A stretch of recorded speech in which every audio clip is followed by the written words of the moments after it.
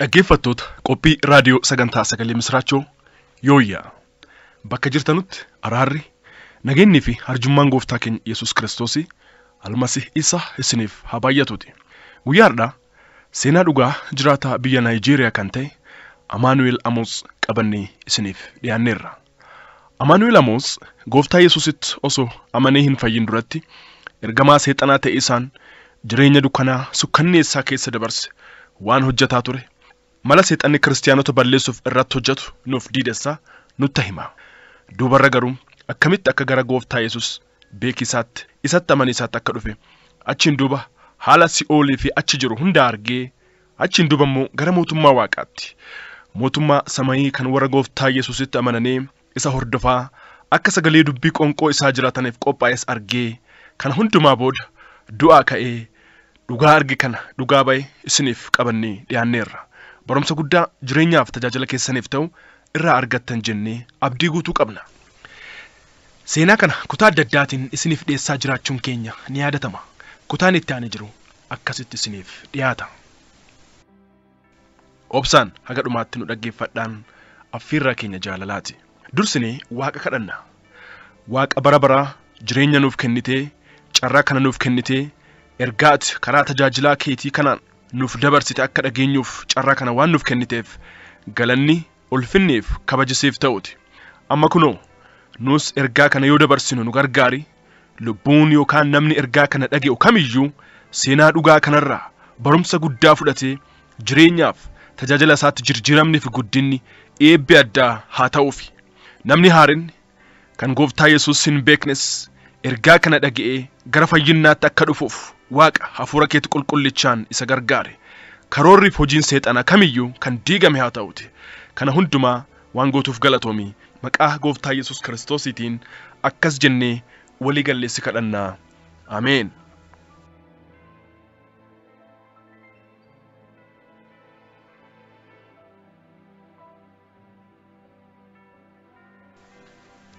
Kiristaanotni akkamitti akka beekaman.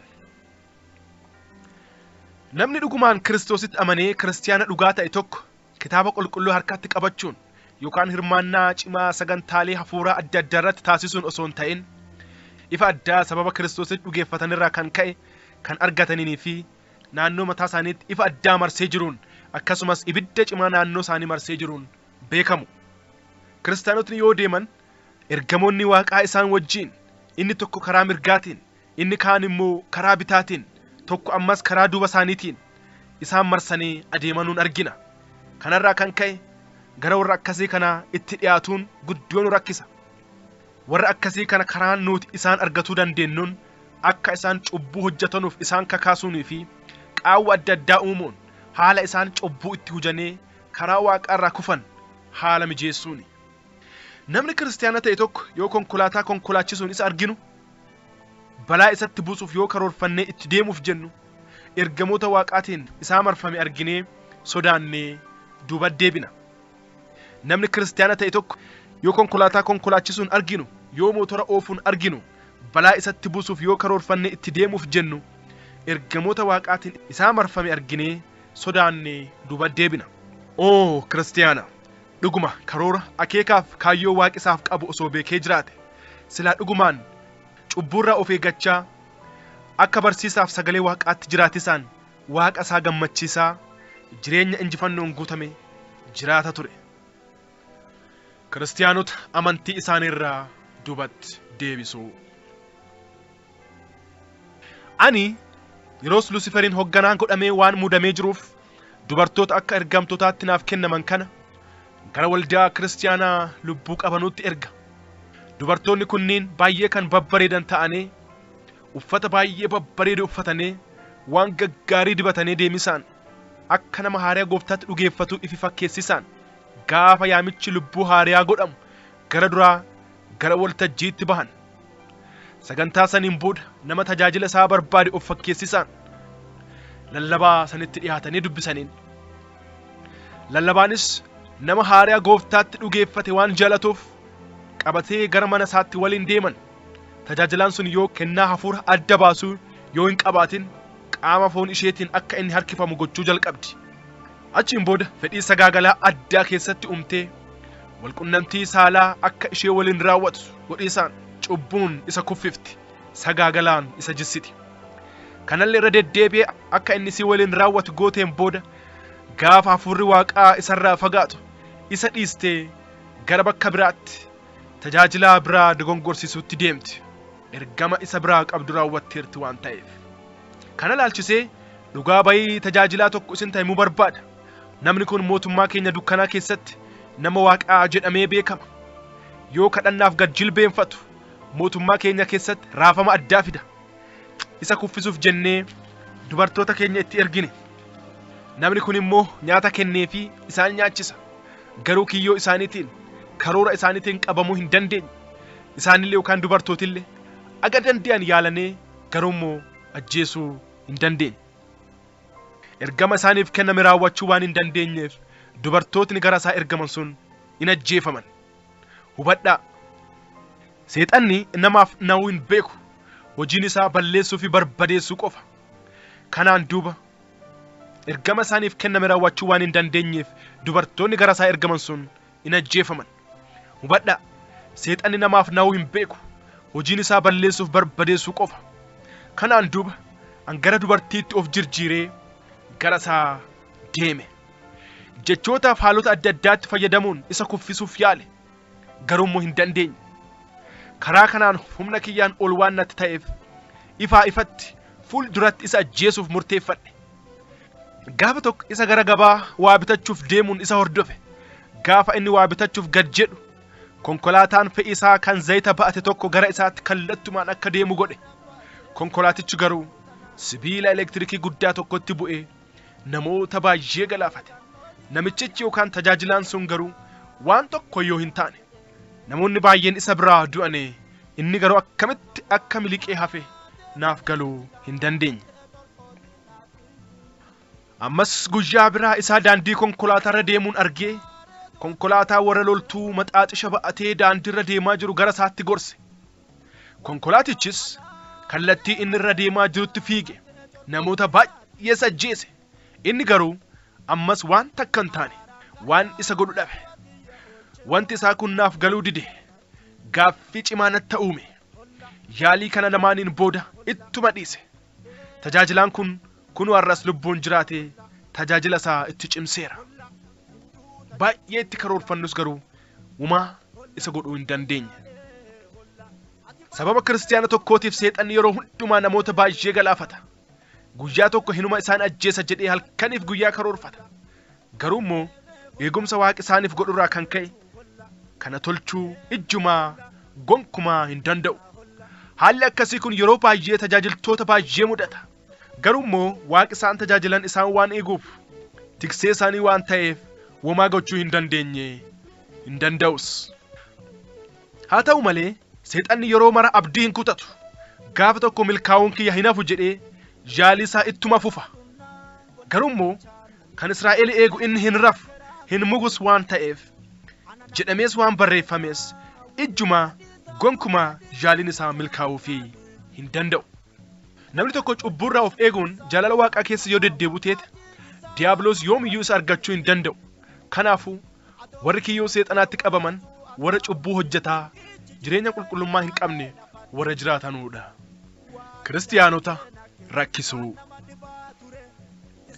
Kiristaanota yeroo baay'ee kan rakkisnu oojjuun yookaan abjuudhaan.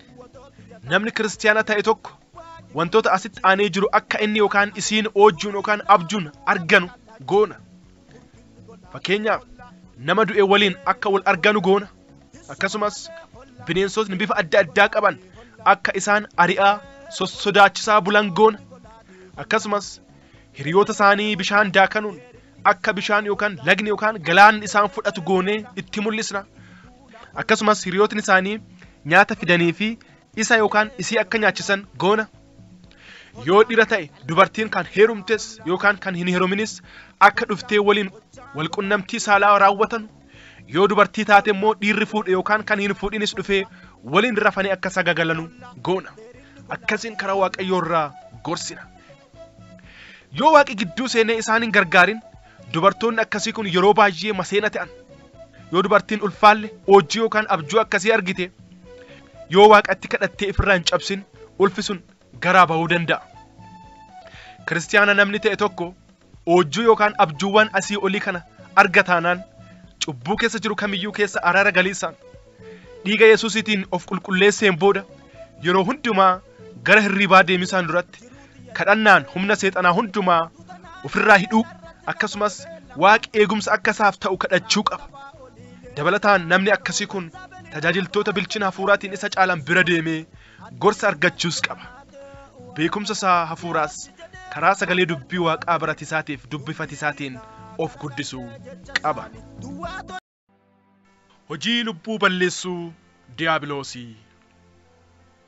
Gooftaa fayyisaan keenya Yesuus Kiristoos gaafa lafa kanarraa gara Aabboo ol mootummaa waaqaatti deemuuf jedhu hordoftoota isaatiif ergama akkas jedhu kenneefi ture. Gara addunyaa hundumaa saba hundumaa deemaa wangeela kanas itti lallabaati hordoftoota kiyya tolchaa jedha. Isa kanas wangeela Maatiyos boqonnaa 28 lakkoofsa 20 fi wangeela Maariqos boqonnaa 16 lakkoofsa 15 irratti arganna. Haa ta'u malee kiristaanotni baay'een haala mijaawaa osoo barbaadanu diiyaabiloos garuu ergama kana fakkaatu akka mootummaa isaa bal'isanuuf ergamtoota isaatiif kenneera. Garaagarummaan jiru garuu ergamoonni seexanaa kiristaanota caalaa lubbuu gara ofii isaaniitti harkisuu irratti cimanii hojjechuu isaaniiti. Diiyaabiloos lubbuu baay'ee bakki inni itti argatu keessa inni guddaan mana barumsa sadarkaa lammaffaati. Keessattuu ijoollee shamarran irratti baay'ee xiyyeeffata. Ergamtoota keenya keessaa muraasa isaanii barattoota fakkeessinee gara mana barumsaatti ergina. Uffata qullaa isaanii baasee qaama isaanii mul'isu. Baay'ee gatii ol ka'an kan bitamu akka isaan uffatan goona. Kana wanti goonuuf ijoolleen shamarranii uffata akkasii kana uffachuu jaallatan waan ta'eef ergamtootni keenya kun wanti tokko iyyuu irraa hin irratu.